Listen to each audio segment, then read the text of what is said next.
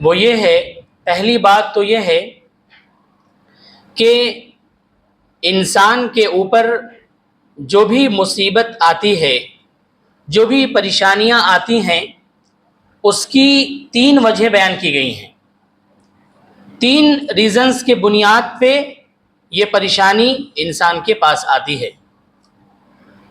پہلی چیز تو یہ ہے، اللہ رب العالمین نے سورۃ الشورى کے اندر ارشاد فرمایا وَمَا أَصَابَكُم مِّن مُّصِيبَةٍ فَبِمَا كَسَبَتْ أَيْدِيكُمْ، کہ تمہارے پاس جو بھی مصیبت آئی ہے، جو بھی پریشانیاں آتی ہیں، وہ تمہارے ہاتھوں کی کمائی ہوتی ہے۔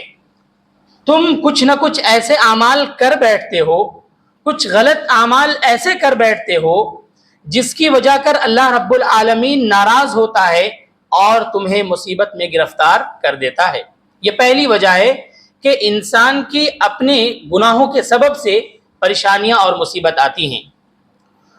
دوسری وجہ سورۃ التغابن کے اندر اللہ رب العالمین نے ارشاد فرمایا ما اصاب من مصیبت الا باذن اللہ، جو بھی مصیبت انسان کے پاس آتی ہے وہ اللہ کے حکم سے آتی ہے۔ کیا مطلب اس کا؟ مطلب یہ ہے کہ اللہ رب العالمین کے حکم سے وہ مصیبت انسان کے پاس آتی ہے، اور وہ یہ ہے کہ جب ایک انسان مصیبتوں میں گرفتار ہو جاتا ہے تو اللہ تبارک و تعالی اس مصیبت کی وجہ سے اس شخص کے کسی گناہ کو معاف کرنا چاہتا ہے۔ یہی وجہ ہے کہ اللہ تعالیٰ انسانوں کے پاس مصیبت بھیجتا ہے۔ یعنی اس کو یوں کہہ لیجئے کہ آزمائش کے طور پر اللہ تبارک و تعالیٰ ایک شخص کو مصیبت میں گرفتار کرتا ہے، یعنی اس شخص کی آزمائش ہوتی ہے۔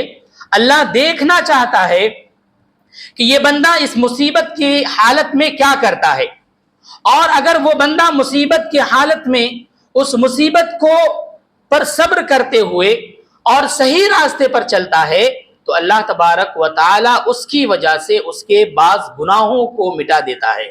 یہ دوسری وجہ ہے۔ اور تیسری وجہ یہ ہے جو بہت اہم ہے، وہ یہ کہ اللہ تبارک و تعالی کسی بندے کو کسی بلند مقام پر فائز کرنا چاہتا ہے، جنت الفردوس کے اعلیٰ مقام پر فائز کرنا چاہتا ہے، لیکن اس بندے کے وہ اعمال ایسے نہیں ہیں جس اعمال کے بنیاد پر اللہ تعالیٰ اس کو بلند مقام دے دے، تو اللہ تبارک و تعالیٰ اس بندے کو مصیبت میں گرفتار کرتا ہے، پریشانیاں دیتا ہے۔ اس مصیبت اور اس پریشانی کی وجہ اللہ تبارک و تعالیٰ اس کو اس بلند مقام پر فائز کر دیتا ہے۔ یہ 3 وجہیں ہیں جو انسان کے پاس مصیبت آتی ہے۔